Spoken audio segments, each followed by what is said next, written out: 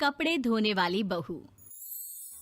शादी के पहले से ही विभा को कपड़े धोने का बड़ा शौक था। कभी नल के नीचे तो कभी तालाब के पास। अरे मेरी नीली वाली लुंगी नहीं दिख रही है। विभा की अम्मा कहाँ रखी है लुंगी? अरे वो तो विभा ने परसों ही धोकर रखी थी आपकी अलमारी में, देखो वहीं होगी। वो ना मैंने आज धो दी, मुझे लगा कि गंदी हो गई होगी। अरे कैसे गंदी हो गई थी, उसे तो मैंने पहना भी नहीं। हे भगवान, इस लड़की के कपड़े धोने की आदत से परेशान हो गया हूँ मैं। जितना तो घर में राशन नहीं आता उससे कहीं ज्यादा डिटर्जेंट पाउडर का खर्चा है। इसकी शादी करवा दो, शादी जाए अपने घर में ही करे काम, फिर चाहे घर के कपड़े धोने हो या पूरे गांव के। हाँ ठीक बोल रही हूँ, देखता हूँ मैं कोई लड़का। वो दिन भी आ जाता है जब विभा को देखने लड़के वाले आ जाते हैं। लड़की मुझे अच्छी लगी। होने वाली सास कहती है, बेटी अगर कुछ पूछना है तो पूछ लो। वैसे तो हमारी लड़की बहुत ही शर्मीली है, जो बोल दो वो मान लेती है, इसे क्या पूछना होगा। अरे कैसी बात कर रही हो माँ, मुझे इन लोगों के घर रहना है, सवाल तो कई है। हाँ हाँ बेटा पूछ लो ना, क्या पूछना है। आप लोगों के घर कपड़े कौन धोता है? सास का मुंह बन जाता है।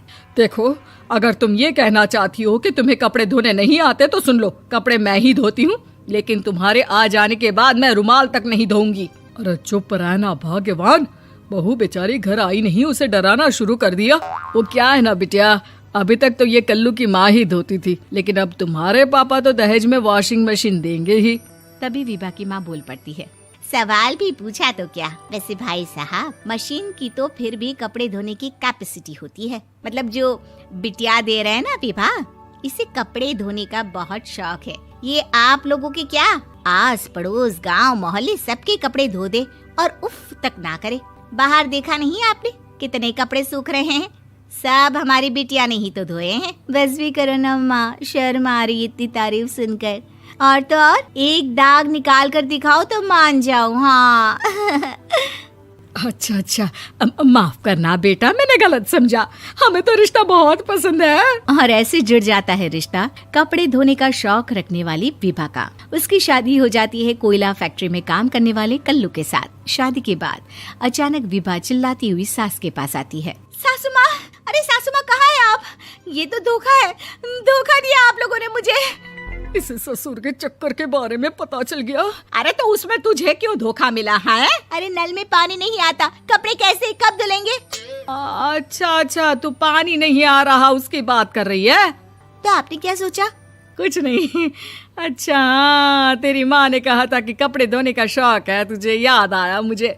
शौक बोलकर कपड़े धोने वाले मेरे जुनून को कम ना आके सासू माँ, कपड़ा धोना मेरा गुरूर है। तभी पति भी वहाँ आ जाता है। अभी मैंने इसे सनी देओल की फिल्म दिखाई है, उसी के डायलॉग मार रही है माँ। अच्छा सुन, साफ साफ बता रही हूँ, पानी सुबह 4 से 6 और शाम को 10 से 12 आता है, समझी? विभा टाइमिंग सुनकर हैरान हो जाती है। ये क्या भूतों का मोहल्ला है? सुबह 4 बजे उठकर कौन कपड़े धोता है? 4 बजे टंकी में पानी जाता है, फिर सारा दिन धोना ना, किसने मना किया? अरे कैसी बात कर रही हैं? 200 लीटर की टंकी में कितने कपड़े धो लूंगी मैं, सुबह ही उठ जाऊंगी मैं। अब क्या था, विभा सुबह 4 से लेकर रात के 12 बजे तक कपड़े ही धोती रहती। एक रोज सास पड़ोस से निकलकर कहीं जा रही होती है कि साथ वाली कहती है, हाँ कल्लू की माँ, जरा ये बताओ कि 2 साड़ी है, 2 ब्लाउज और एक पेटीकोट और एक नाड़े वाला लंबा कच्छा। हाँ तो? अरे तो क्या, कितना लोगी धुलाई ये बताओ। धोबन दिख रहे हैं हम क्या? हमारे पति सरकारी नौकरी से अभी रिटायर हुए हैं और बेटा सुपरवाइजर है कोयला फैक्ट्री में। धोबन समझ रखा है हमें?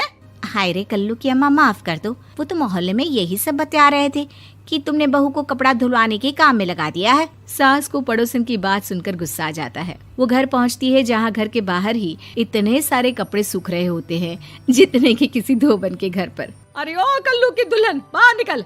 माँ जी यहीं आ जाओ, बाथरूम में चादर धो रहे हैं हम। अरे अभी हम धोते हैं, तुमको बाहर निकलो। ये आस पड़ोस वाले बोल रहे हैं कि हम बहू से कपड़े धुलवा कर उसे कपड़ा धोने वाली बना दिए हैं। अरे छोड़ो ना माँ जी, किन लोगों की बातों में आती हो? आस पास के लोगों का तो काम ही होता है कि वो किसी तरह सास बहू को लड़ा दे। बहू सारे घर के कपड़े धोती है, ये क्या कम है? बोलिए। सास को भी लग जाता है कि वो बहू का ये सनकीपन नहीं छुड़वा सकती, इससे अच्छा है कि खुद ही चुप हो जाए। एक रोज सास और बहू मंदिर जाते हैं, जहाँ सास की साड़ी वहाँ खड़ी भीख मांगने वाली से मिलती है। माँ जी क्या बात है, आपकी साड़ी उस भिखारन से कितनी मिल रही है ना? हाँ हाँ, देखो तो दोनों की साड़ी मिल रही है। क्या बात है कल्लू की अम्मा, तुम खुद को तो अफसर की बीवी बताती हो और ऐसी सिंपल सी प्लेन साड़ी पहनकर घूमती हो। सिंपल और प्लेन नहीं है ये साड़ी। तो क्या सोने के धागे से फूल बने हैं? कुछ भी सासू माँ, कुछ भी। हाँ, बने थे इस साड़ी में सोने के धागे से फूल। मेरे पति लेकर आए थे मद्रास से स्पेशली मेरे लिए 10,000 की। ताहे भाई साहब इस भिखारन के लिए भी सेम टू सेम साड़ी लेकर आए होंगे 10,000 की। सास उस वक्त तो कुछ नहीं कहती, लेकिन बहू के साथ घर आती है और अलमारी से एल्बम निकाल कर लाती है। ये साड़ी देख रही है, ये वही साड़ी है जिसे मैंने अभी पहना था। इस साड़ी में ये जो चमकदार फूल दिख रहे हैं ना, ये सोने के धागों से काढ़े गए हैं। लेकिन तू लोकल वॉशिंग मशीन ब्रश से घिस घिस कर सारे फूलों को निकाल कर साड़ी प्लेन कर दी।